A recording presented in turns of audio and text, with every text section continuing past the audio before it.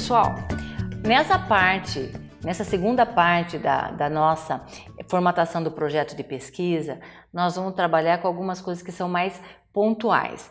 Lembra que eu falei para vocês que a gente vai fazer citações? Isso é muito importante para que vocês não corram num crime chamado plágio. Plágio é quando eu copio uma ideia de alguém e digo que ela é minha. Isso daí já foi objeto de demissão em grandes universidades, como na Universidade de São Paulo, na Universidade da Alemanha, de doutores que plagiaram obras, ou seja, disseram que eram suas, obras que eram de outros. E o plágio não é só uma obra inteira. Se você se apropriar de uma ideia, por pequena que ela seja, sem citar a fonte de onde você copiou, você pode ser incorrida a essa penalização.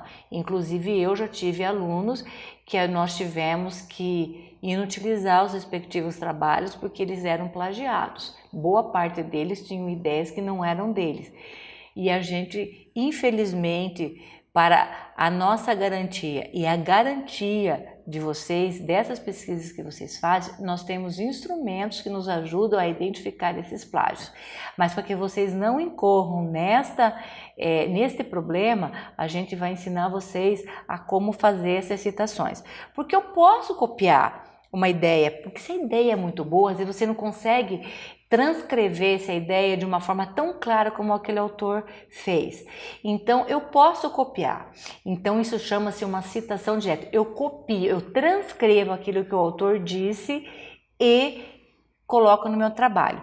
Então, como vocês podem ver aqui nosso slide, uma citação direta, ela tem duas apresentações.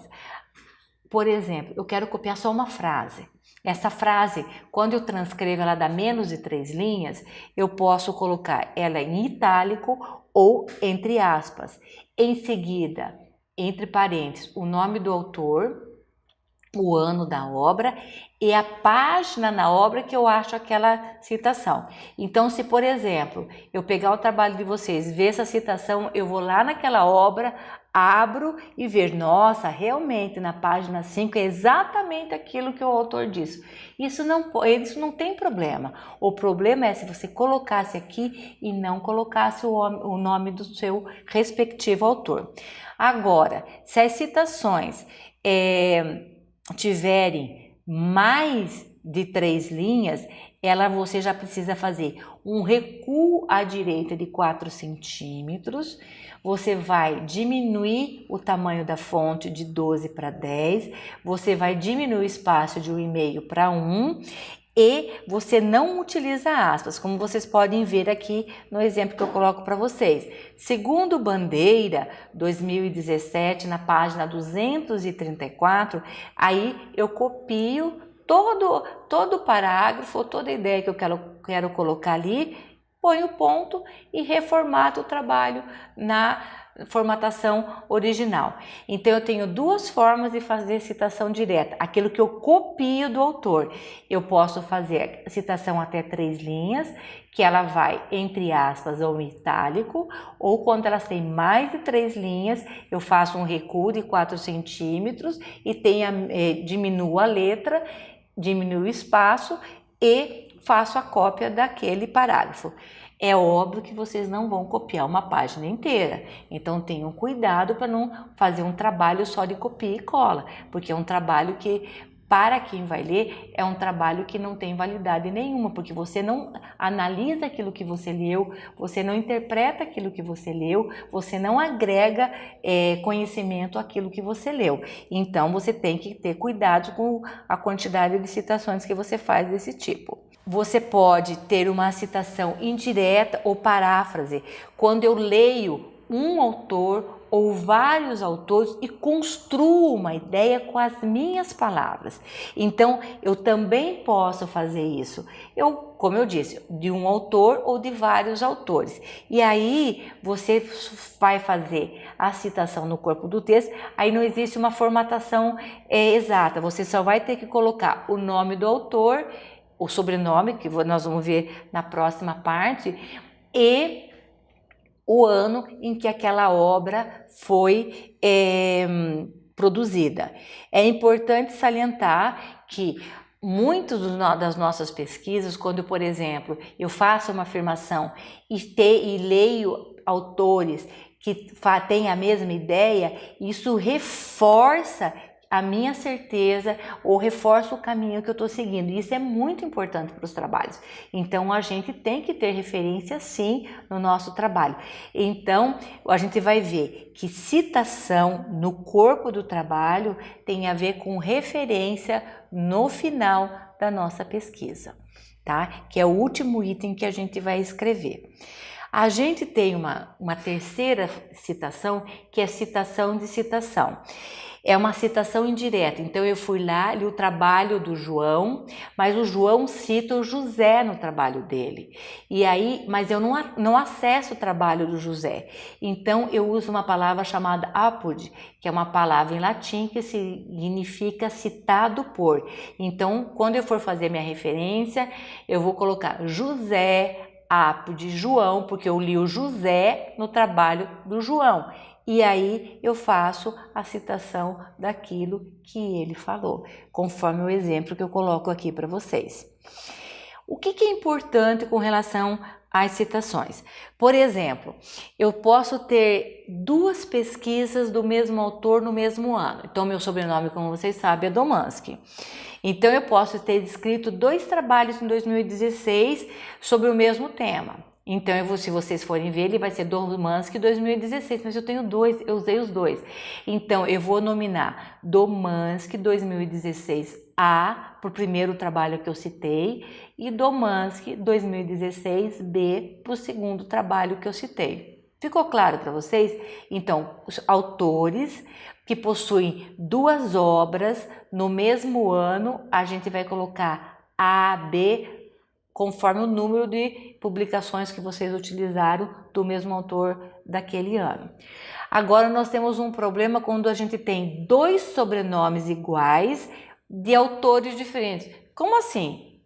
Todo mundo já viu um Silva. Então, eu posso ter Silva, vários Silvas no meu trabalho, só que é José da Silva, Silvio da Silva e que produziram trabalhos no mesmo ano. Tá certo? Então, nesse caso, eu ponho Silva, S, que é do Silvio, e o ano, e eu ponho Silvio, J e o ano.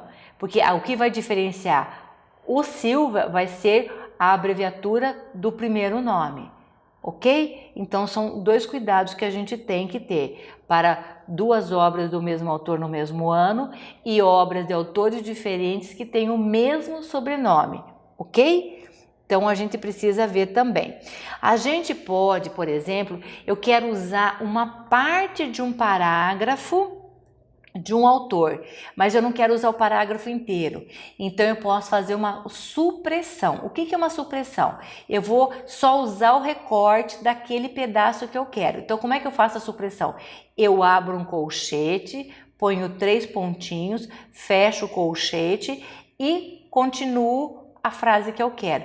Posso fazer supressão no final, eu posso querer só o começo do parágrafo. Então, eu ponho o texto e ponho o colchete com os 3 pontinhos dentro no final, como eu trago aqui para vocês como exemplo, ok? E aí, eu queria dizer para vocês que toda citação que eu tenho no corpo do trabalho, ela tem que ser referenciada no final do trabalho. Então, essa é a diferença de referências bibliográficas, de bibliografia recomendada, ou de bibliografia estudada, ou de bibliografia lida. Tá certo? Então, a referência é o conjunto de elementos, de citações que eu uso, de trabalhos que eu li e que eu citei no corpo do meu trabalho, né? Então, para cada citação, eu tenho que ter uma referência. E isso, gente, quando a gente vai avaliar um trabalho, a gente também vê. Se você não esqueceu de colocar lá o Silvio Silva lá no final, se você não esqueceu de colocar o José da Silva lá no final, se não, você não esqueceu do Domanski de 2016A, 2016B, então isso tudo tem que estar casadinho também, tá certo? E é importante, as referências são um capítulo à parte, eles são pós-textuais, né? Ele não tem indicação numérica, como os capítulos anteriores, que são os textuais. Ele vem em caixa alta no meio, centralizado na página, tá certo? Em caixa alta, com espaço simples. Aqui a gente vai usar espaço simples entre as linhas das referências e um espaço simples entre cada referência, tá certo? É sempre alinhadas à esquerda, no mesmo tamanho de fonte e sem indicação numérica, como eu trago aqui o exemplo para vocês. Um outro elemento pós-textual é o apêndice. O apêndice é todo documento produzido pelo autor que ele não precisa colocar no corpo do trabalho, mas é necessário documentar. Para a gente que trabalha com ser humano, por exemplo, eu tenho que encaminhar o meu projeto de pesquisa para ele ser aprovado por uma comissão de ética, para ver se eu não estou ferindo preceitos éticos realizando aquela pesquisa. Quando eu faço a carta para o comitê de ética, é uma carta que eu fiz, então ele é um apêndice. Eu vou colocar no final para dizer assim, olha, eu encaminhei para o comitê de ética. Então é um documento que eu fiz, mas que não precisa ter no trabalho. E esse apêndice sempre, quando eu tenho mais de um, ele é sempre identificado pela letra do alfabeto A, B, C, D, conforme o número, e seguido pelo nome do apêndice. Já o anexo são documentos que eu tenho que anexar, que necessariamente não fui eu que fiz. Lembra que eu mandei uma carta para o comitê de ética lá no apêndice? O anexo é a resposta do comitê de ética dizendo que eu posso fazer aquele trabalho. Então, é um documento obrigatório para esse tipo de pesquisa e que tem que estar colocado, porque se eu não tiver esse documento, eu não consigo publicar esse trabalho. Então, lembre-se, apêndice são os documentos que eu fiz, anexos são os documentos que eu preciso anexar, mas que eu não produzi, ok? Então, ele vem depois dos apêndices e a formatação é igual para ambos. E bibliografia consultada, ele pode ou não constar do trabalho, é tudo aquilo que eu li para elucidar o tema, para eu ter clareza de ideias, mas que necessariamente eu não usei no trabalho, eu só li. Então eu posso fazer uma lista no final do trabalho. Então isso é importante que a gente coloque, mas não é obrigatório. E aí, pessoal, vocês viram que não é nada difícil. Seguindo essas regrinhas básicas, vocês conseguem fazer o básico. Claro que, como tudo na vida, até para cozinhar, eu levo 2 horas para fazer um almoço, minha mãe faz em 15 minutos, mas enfim, ela cozinha faz 50 anos, eu vou para a cozinha de vez em quando. Então é a mesma coisa para o trabalho científico. À medida que você vai fazendo, você pega o jeito e aí isso daqui vai ser muito tranquilo de vocês fazerem. Ele parece cabeludo agora, mas vocês vão ver que com o exercício constante disso, vocês vão conseguir tirar isso de letra. E eu deixo para vocês uma mensagem. Nada pode parar a pessoa com a atitude mental certa de agir para atingir o objetivo.